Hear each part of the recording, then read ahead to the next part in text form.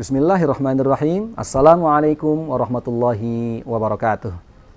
Alhamdulillahirabbil alamin wassalatu wassalamu ala asyrafil mursalin sayyidina Muhammadin wa ala alihi wa sahbihi ajma'in. Amma ba'd. Ikhwani fillah rahimakumullah, dimanapun Anda berada, masih bersama saya Ridwan Saleh dari Pusat Kajian Hadis. Kita akan melanjutkan kajian hadis kita yang akan kita akses melalui aplikasi Hadis-Hadis Ramadan, memaksimalkan ibadah di bulan Ramadan melalui tadabbur hadis-hadis Rasul.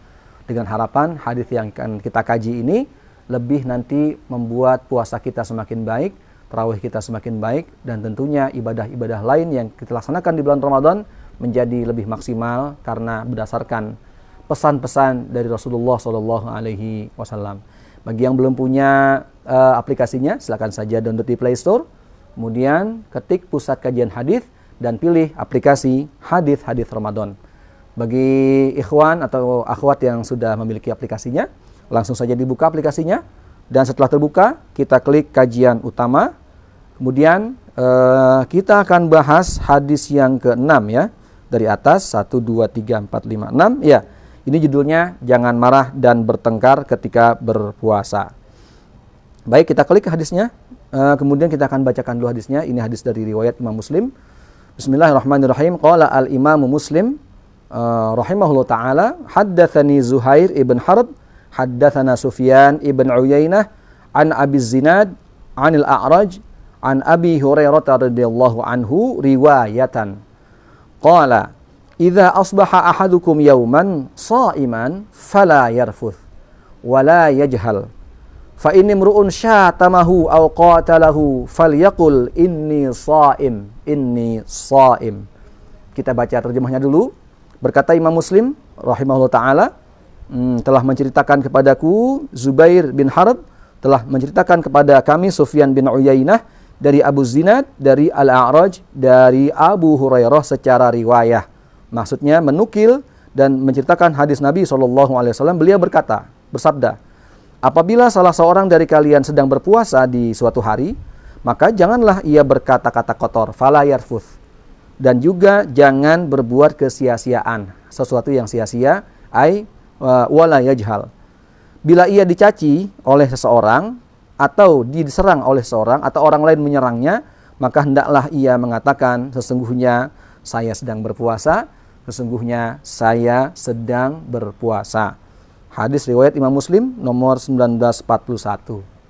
Masya Allah, ternyata puasa itu bukan sekedar hanya menahan makan dan minum, bukan hanya tidak berhubungan suami istri, ya, tapi juga agar puasanya berpahala, ternyata juga berpuasa dari perbuatan yang sia-sia, ya, dan juga sabar tingkat tinggi. Tadi Rasulullah berpesan kepada kita, kalau kita lagi puasa ini, kemudian ada orang yang memancing emosi kita, memancing amarah kita, hendaklah bersabar. Ya, kemudian kalau orang ini, ya, orang lain ini mengajak kita bertengkar misalnya, atau mengajak berdebat, ya, bermujadalah dengan cara yang tidak patut, maka katakanlah sesungguhnya saya berpuasa. Maksudnya apa? Maksudnya kita memberitahu kepada lawan bicara kita bahwa kita tidak mau meladeni, karena kita sedang khusyuk berpuasa, menikmati puasa kita, dan ingin pahala puasa, ya, melekat pada diri kita. Artinya kita menghindari jangan sampai puasa kita ini sia-sia. Sia-sia dalam konteks tidak berpahala. Kalau puasanya Ramadan misalnya, kita tidak makan, tidak minum, dan tidak batal sampai maghrib, itu secara fikih saja. Artinya menjalankan kewajiban saja. Tapi masalah nilai pahala belum tentu, tergantung bagaimana kita bisa sabar atau tidak. Bisa mempuasakan mulut kita, bisa mempuasakan hati kita agar tidak melakukan hal yang sia-sia. Kan sayang-sayang ya, sudah berpuasa, sudah punya niat baik, sudah berniat, kemudian mengharapkan pahala puasa kita sudah tidak makan, tidak minum, haus, lapar, tapi hanya karena kita meladeni orang yang mengajak kita bertengkar, sehingga puasa kita pahalanya menjadi berkurang, bahkan mungkin tidak ada. Oleh karena itu Rasulullah mewanti-wanti, berpesan kepada kita, kalau ada yang ingin mengajak kita suatu hal yang membuat pahala kita ini hilang, ya. Tadi seperti ngajak berantem, ngajak ribut gitu ya, ngajak bertengkar. Katakan saja ini shaim, artinya saya nggak mau ladeni, begitu. Ya.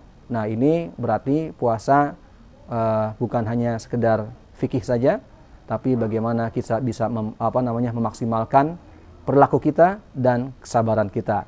Semoga kita senantiasa mendapatkan pahala puasa yang berlimpah dan tidak gugur hanya karena meladeni orang-orang yang semestinya kita tidak ladeni karena kita sedang berpuasa. Wallahu a'lam wal afu minkum. Wassalamualaikum warahmatullahi wabarakatuh.